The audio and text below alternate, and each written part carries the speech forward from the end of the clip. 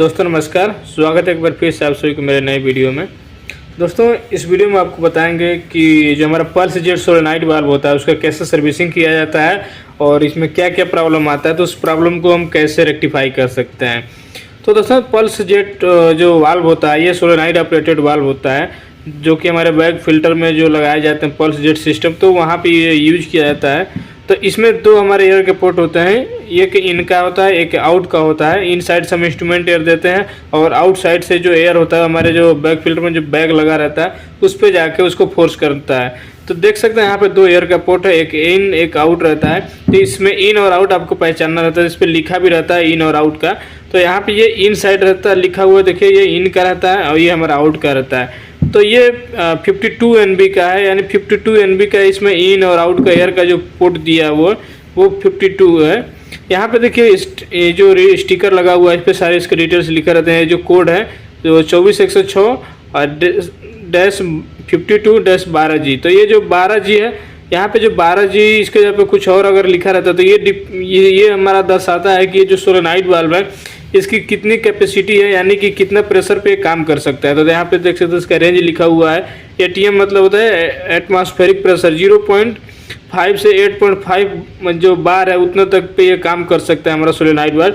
इसके अलावा ये हमारे नीचे मैन्युफैक्चरिंग डेट इसका लिखा हुआ है और ये जो सीरियल नंबर लिखा हुआ है। रोटेक्स का हमारे एक पल्स जेट वाल्व है।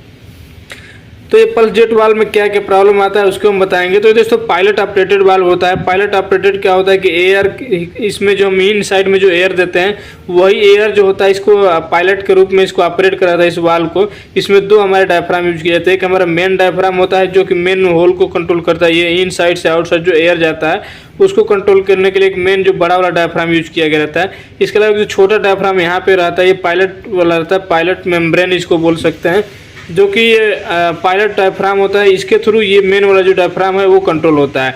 तो यहाँ का जो डायफ्राम है वो एयर के थ्रू कंट्रोल होता है। कैसे होता है उसको हम आगे जब ओपन करेंगे तो आपको बता देंगे। फिर इसमें क्या क्या प्रॉब्लम आता है उसमें कैसे इसको रेक्टिफाई करते हैं। तो बेसिकली इसमें प्रॉब्लम क्या आता है दोस्तों कि साइड से जो है हमारे लीकेज होने लगते हैं। तो लीकेज होने वाले की वजह से पूरा प्रेशर नहीं पड़ता है बैग पे, या फिर जो हमारे इनमें जो डायफ्राम यूज किए जाते हैं वो डायफ्राम डैमेज हो जाता है, फट जाता है पुराना होने की वजह से, तो ये पूरे अच्छी तरीके से काम नहीं करता है। इसके अलावा यहाँ पे दूसरा जो डायफ्राम है पायलट चैम्बर में यहाँ पे, तो ये भी डायफ्राम जो है फट जाता है। तो इसके वजह से भी हमारा सोलेनॉइड वाल्व जो होता है पल्स जेट वाल्व ऑपरेट नहीं होता है। इसके अलावा जो जैसे यहाँ पे देख सकते हैं कॉइल लगा हुआ है, तो ये जो कॉइल में आपने देखा हो कहीं कहीं बड़ा कॉइल लगा रहता है, कहीं पे दूसरा कॉइल। देखिए कॉइल जो है साइज आपका सेम होना चाहिए। बाकी AC कॉइल DC कॉइल आप 24 वोल्ट का भी कॉइल यूज कर सकते हैं, 110 से 120 वोल्ट AC वाला भी कर सकते हैं, 220 वोल्ट वाला भी कर सकते हैं।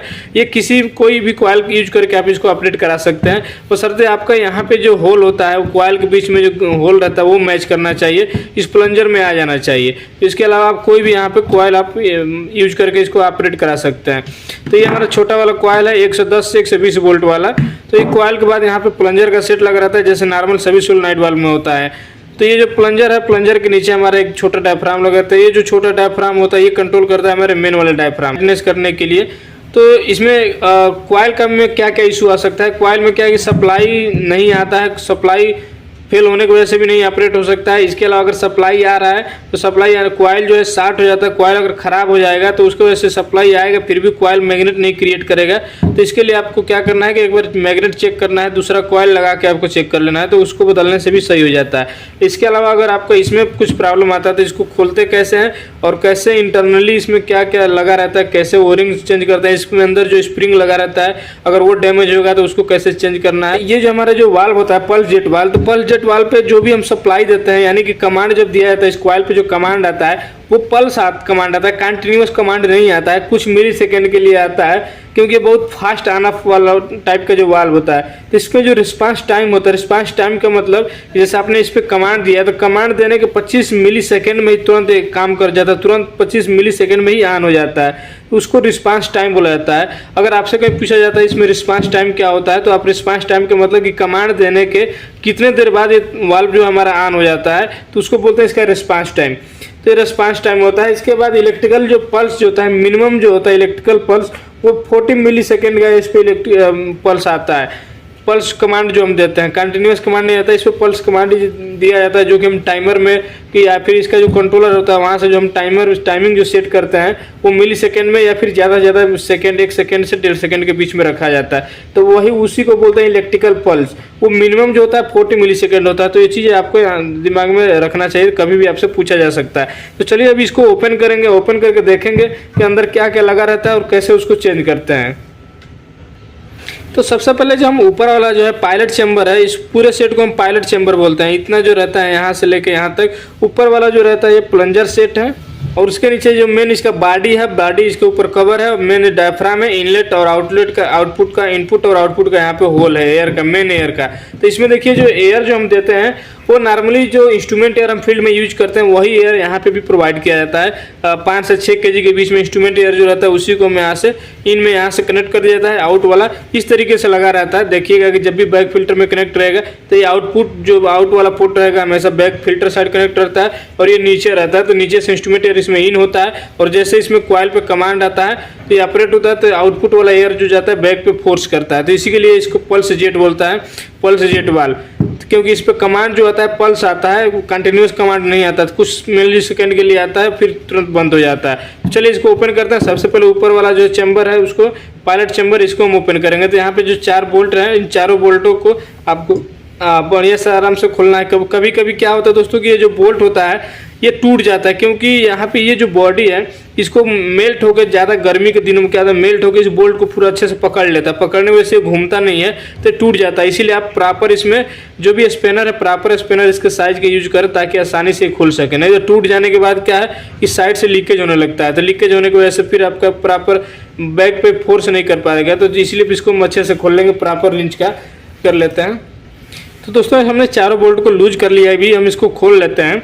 तो जब भी आप यहाँ पे देखिए बोल्ट को जब आप बाहर करेंगे तो बोल्ट के साथ एक वाशर लगा रहता है। तो ये वाशर जो है 2 टाइप के वाशर इसमें हम ज़्यादातर यूज किए, एक होता है प्लेन वाशर और एक जो होता है स्प्रिंग वाशर। तो इन सब में स्प्रिंग वाशर का यूज किया जाता है। स्प्रिंग वाशर जो होता है बीच में से टूटा रहता है और स्प्रिंग टाइप का रहता है, फ्लेक्सिबल रहता है, ताकि उसका फ़ायदा क्या होता है कि जब आप इसमें बोल्ट आप लगाएंगे तो खोलने के टाइम पे आसानी रहता है। तो देख सकते हैं इसमें स्प्रिंग वाशर एक देखिए साइड से यहाँ पे कटा हुआ है, इसलिए इसको हम बोलते हैं स्प्रिंग वाशर। तो इसी टाइप का वाशर इसमें यूज किया जाता है ताकि बोल्ट इस पर पूरा पकड़ ना ले इसको, और जब भी आप खोलें तो ये जो स्प्रिंग वाशर है इसको ऊपर की ओर फोर्स करेगा तो इसको खोलने में आसानी रहता है। इसीलिए इसमें हम ज़्यादातर स्प्रिंग वाशर का यूज किया जाता है। तो आप जब भी इसको दोबारा फिट करें तो बिना वाशर के ना लगाएं, नहीं तो बाद में खोलने में दिक्कत होता है।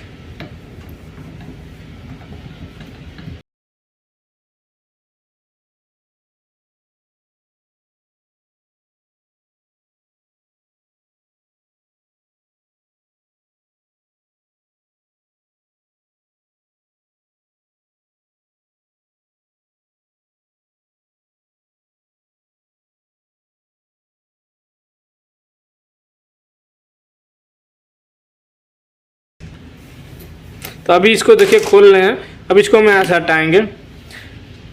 तो ये जो है हमारा पूरा ऊपर प्लंजर का सेट है, और प्लंजर का सेट है, इसमें पूरा प्लंजर लगा रहता है। इसको भी खोल के दिखाएंगे।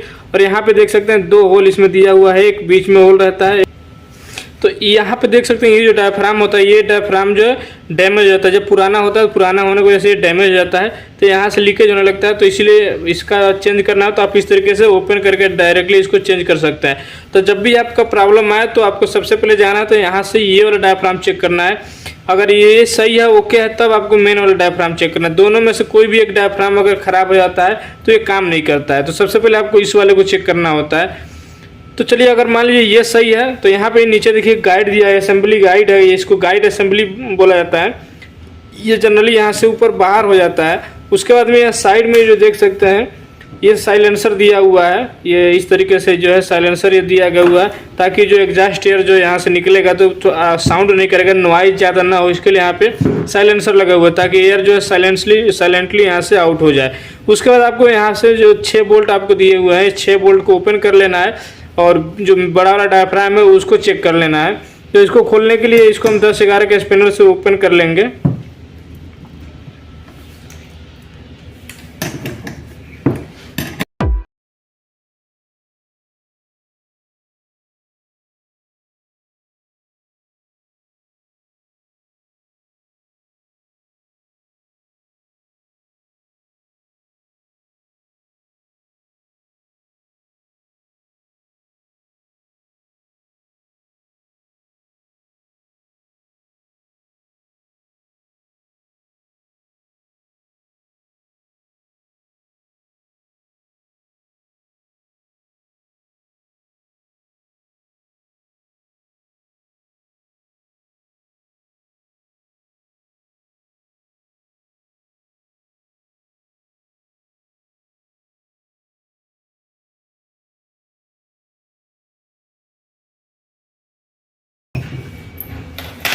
तो इस तरीके से जब बोल्ट आप खोल लें तो खोलने के बाद इसका जो कवर है टॉप कवर को खोलेंगे तो यहाँ पे देखिए टॉप कवर में कुछ नहीं रहता है। बाकी हम मेन जो है डायफ्राम यहाँ पे लगा हुआ है। ये जो मेन डायफ्राम है, यही मेन डायफ्राम डैमेज होता है तो इसके वजह से इसमें देखिए दो टाइप के डायफ्राम आते हैं। एक तो पहले रबड़ का डायफ्राम पहले ज़्यादातर आता था, अभी इस टाइप का आने लगा है, ये प्लास्टिक का आने लगा। पहले रबड़ का ही डायफ्राम ज़्यादा आता था, तो रबड़ वाला डायफ्राम जो होता है जल्दी से फिट भी हो जाता है, और लेकिन ये वाला जो है ये जल्दी डैमेज नहीं होता है और इसके कटने का भी चांसेस बहुत कम रहता है। ये बहुत जब पुराना हो जाता है तभी अपने आप ही ये डैमेज होता है, और ज़्यादातर ये साइड से यहाँ से डैमेज होता है। तब भी आपको चेक कर लेना पूरी तरीके से, यहाँ पे कहीं से डैमेज नहीं है। अगर डैमेज हो तो आपको ये वाला डायफ्राम जो है रिप्लेस कर देना है। बाकी इसमें कुछ नहीं है। इसका असेंबली देख सकते हैं, ये जो मेन होल है यहाँ से इनपुट एयर जा रहा है और ये जो डायफ्राम है इसको यहाँ से बंद करके रख रहा है। जैसे हम कमांड देते हैं तो ऊपर वाला जो इसका पायलट सिस्टम जो है, पायलट सिस्टम का एयर जो आता है इस डायफ्राम पे आता है, तो डायफ्राम ऊपर की ओर उठ जाता है। फिर डायफ्राम जैसे ऊपर उठता है तो ये होल जो है ओपन होता है, तो इन वाला जो एयर होता है वो आउट की तरफ चला जाता है। तो इस तरीके से आप इसको सर्विसिंग कर सकते हैं। दो डायफ्राम इसमें जैसे कि लगाते हैं, एक पायलट चैम्बर का और एक जो होता है मेन डायफ्राम जो होता है।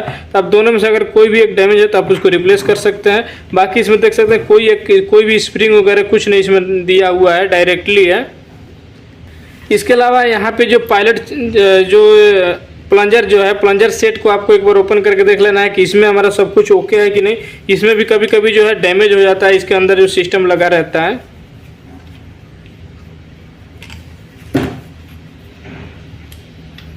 तो ये जो सिस्टम यहाँ पे भी देख लेना है, ये डैमेज नहीं होना चाहिए। अगर ये डैमेज होता है तो यहाँ से भी एयर लीकेज होने लगता है, और एयर लीकेज की वजह से फिर ये ऑपरेट नहीं होता है। तो ये देखिए कंटिन्यूस यहाँ से जो बीच में होल दिया गया रहता है ये कंटिन्यूस बंद रहता है। ये जो प्लंजर है इसको बंद करके रखता है, और जब हम कमांड देते हैं तो प्लंजर अंदर की ओर जाता है, तो ये जो होल है ये ओपन होता है। तो ये होल के ओपन होने की वजह से, तो दोस्तों एक बार से हम आपको इसको पूरे का वर्किंग समझा देते हैं एकदम अच्छे से, किस तरीके से जो पल्स जेट वाल्व है वो काम किस तरीके से करता है। तो ज़्यादातर आपने देखा हुआ यहाँ पे ये जो प्लंजर का जो सिस्टम रहता है, तो अदर जो सोलेनॉइड आता है उसमें यहाँ पे दो होल दिया गया रहता है, एक बीच में ओरिफिस रहता है, इसके बगल में एक और एक्स्ट्रा होल दिया गया रहता है, जो कि फिर से रिटर्न इस वाले से अंदर से एयर आता है और सेंटर वाले होल से जाके जो बीच में जो स्पूल होता है उसको हमारा प्रेस करता है तो सोलेनॉइड ऑपरेट होता है। लेकिन इसमें जो वर्किंग है थोड़ा सा डिफरेंट है। इसमें देखिए सेंटर में एक ही होल दिया हुआ रहता है, तो इस होल को कंट्रोल करने के लिए, ओनली इस होल को कंट्रोल करना है, और करने के लिए यहाँ पे प्लंजर का सिस्टम लगा है। जैसे ये जो प्लंजर है, ये प्लंजर इस वाले होल को कंटिन्यूस बंद करके रखता है। इसमें ये जैसे लगा हुआ है, जैसे मान लीजिए हम इसमें लगा देते हैं, इसमें स्प्रिंग के फोर्स की वजह से कंटिन्यूस इसको फोर्स करके रखता है। ये जो सेंटर में यहाँ पे देखिए एक होल है, ये सेंटर वाला होल जो बंद रहेगा। अभी जो सेंटर वाला जो होल बंद रहेगा, तो अब जब हम इस पर कमांड देंगे तो सेंटर वाला ये प्लंजर जो है इसमें अंदर की ओर खींचा जाएगा, अंदर की ओर खींचाएगा तो सेंटर वाला जो होल है वो ओपन होगा। अब जैसे ही सेंटर वाला होल ओपन होगा तो इसमें एक ही एयर है, तो इसमें इस साइड से जो एयर जा रहा होगा वो इस वाले होल में से निकल के यहाँ से जो साइड से देखिए एक छोटा वाला जो एग्जॉस्ट बनाया हुआ है यहाँ से निकलने लगेगा। अब इसमें जो एयर आ रहा होगा वो आएगा नीचे साइड से, यानी देखिए सबसे पहले हम बता देते हैं, ये जो डायफ्राम है, यहाँ डायफ्राम आप देख सकते हैं दो होल दिया गया रहता है, बीच में ही दो होल हुआ है। तो हम इसमें अगर ऐसे इसको रख देते हैं तो इसमें जो इन साइड से जो एयर जा रहा होगा इस वाले होल में आ रहा होगा, इस वाले होल से आके ऊपर में और प्रेशर बना के इसको यहाँ पे दबाया होगा, क्योंकि उसको ये जो एयर जाएगा इसको ऊपर कहीं निकलने का रास्ता नहीं रहेगा। तो क्या करेगा, इसमें से दोनों साइड से एयर आके ऊपर इसी को फोर्स करेगा, फोर्स करके इसको दबाया रहेगा। अब ये जब तक दबा रहेगा तो बीच में जो होल है ये जो है ये इस पे ऊपर दबा रहेगा तो ओपन नहीं होगा, ओपन नहीं होगा तो आउटपुट में एयर नहीं जाएगा। तो यहाँ से दोनों एयर का पोर्ट जो है होल है इसमें से एयर आएगा। अब देखिए यहाँ पे आप देख सकते हैं ये जो सिस्टम लगाया हुआ है यहाँ पे गैप टाइप का बनाया हुआ है, तो इनमें से कोई भी एक जो होल है इसके साइड पड़ता है, तो इसमें से होल जो है आता है यहाँ पे जो गैपिंग दिया हुआ है इस तरीके से। मान लीजिए हम इसको ऐसे रख देते हैं, इसमें अगर इस तरीके से रखते हैं तो इसमें से होल, ये वाले होल से एयर ऐसे आएगा, आके यहाँ पे जो कट दिया हुआ है इसमें से बाहर निकलेगा, इसमें से बाहर निकलेगा, यहाँ देख सकते हैं ये आएगा, इसमें से दोनों साइड से एयर ऊपर की ओर आएगा, ऊपर की ओर आएगा तो यहाँ पे क्या है कि ये जो डायफ्राम है इस वाले को होल के यहाँ पे इसको बंद करके रख रहा है, कंटिन्यूस इसको बंद किया रहेगा। अब इसमें देखिए ये जो होल जैसे नीचे वाले में बंद था, ये वाला जो छोटा वाला डायफ्राम है इस वाले होल को बंद करके रखेगा, लेकिन इसमें भी एक छोटा सा छेद दिया हुआ है। तो ये वाले छेद में से क्या करेगा, इसमें से छेद वाले में से एयर आएगा नीचे से और इसके ऊपर फोर्स लगा के और इसको दबा के रखेगा, ताकि जो बीच वाला सेंटर वाला जो होल है ये ना ओपन हो। तो यहाँ पे दो एग्जास्ट दिया हुआ है, एक तो ये मेन एग्जास्ट और एक तो यहाँ पे एक मेन एग्जास्ट हो गया, दूसरा एग्जास्ट तो देख सकते हैं इस वाले में दिया हुआ है। तो ये भी डायफ्राम सेम उसी तरीके से काम करके जैसे मेन नीचे वाले में भी डायफ्राम में होल था, उसमें से एयर आ रहा था और उसी डायफ्राम को ऊपर की ओर से फोर्स कर रहा था, क्योंकि एयर बाहर निकलने का जगह नहीं था। एयर बाहर आ रहा है लेकिन इस होल के रास्ते बाहर आ भी रहा है। तो फिर ये जो होल है यहाँ से एग्जास्ट जो दिया रहा है, इसको हम ये वाला पायलट जो डायफ्राम है पायलट सिस्टम का, ये इसको बंद किया हुआ है। जब ये बंद किया हुआ है तो यहाँ से भी एयर नहीं निकलेगा। तो ये जो पतला सा एक होल है इसमें से एयर आएगा ऊपर। अब इसमें से जो एयर आएगा ऊपर, तो यहाँ पे देख सकते हैं दो होल है। तो ये जो होल है ये होल बंद किया हुआ है, ये कहीं से कनेक्ट नहीं है। बीच में एक सेंटर वाला जो होल है बस यही ओपन है, तो ये वाले होल में ओपन होगा। तो ये वाला जो होल है ऑलरेडी प्लंजर के थ्रू ये बंद रह रहा है। ये जो प्लंजर है इसको कंटिन्यूस यहाँ पे बंद किया हुआ है।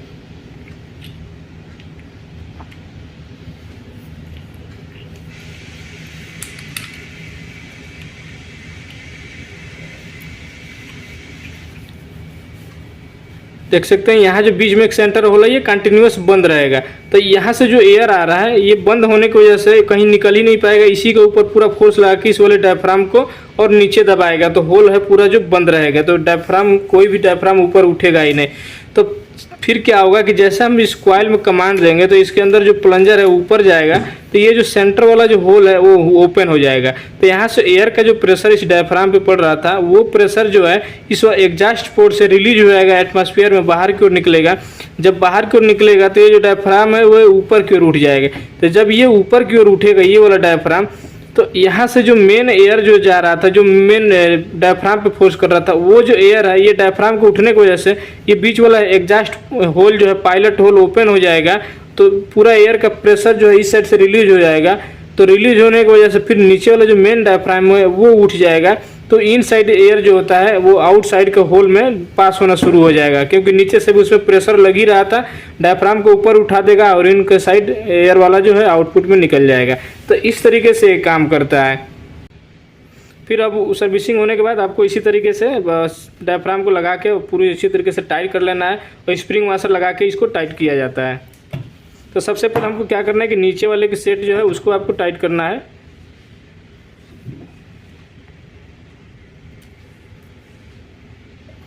इसमें पूरा बोल्ट लगा के इसको टाइट कर लेना है। उसके बाद फिर ऊपर आपको पायलट जो चैम्बर है, पायलट मेम्ब्रेन, उसको आपको यहाँ पे डायफ्राम लगा के टाइट करना होता है।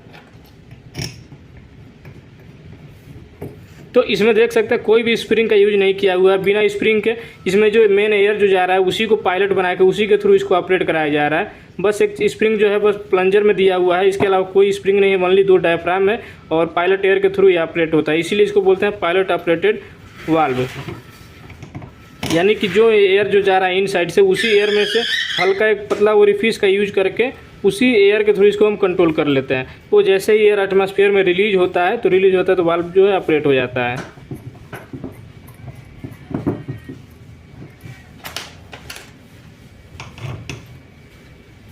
तो इस तरीके से सारे बोल्ट को आपको पूरा एकदम प्रॉपर टाइट कर लेना है। जब भी टाइट करें आप क्रॉस टाइट करें, एक बोल्ट इधर का तो दूसरा उसके सामने वाला, ताकि चारों तरफ से बराबर टाइट हो, नहीं तो लीकेज होने लगेगा। लीकेज होने की वजह से फिर ये ऑपरेट नहीं हो पाता है प्रॉपर।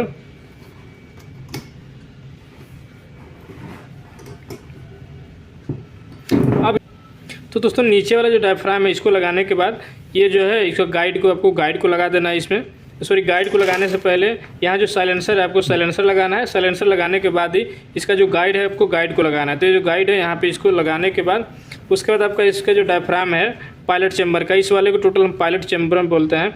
ये पायलट चैम्बर या फिर पायलट मेम्ब्रेन, तो यहाँ पे इसको डायफ्राम को लगाना है। तो ये जो पोर्शन है आपको यहाँ पे मैच करके यहाँ पे जो एक्स्ट्रा दिया हुआ रहता है पार्ट यहाँ पे लगाना है। ऐसे यहाँ पे सेट कर लेना है।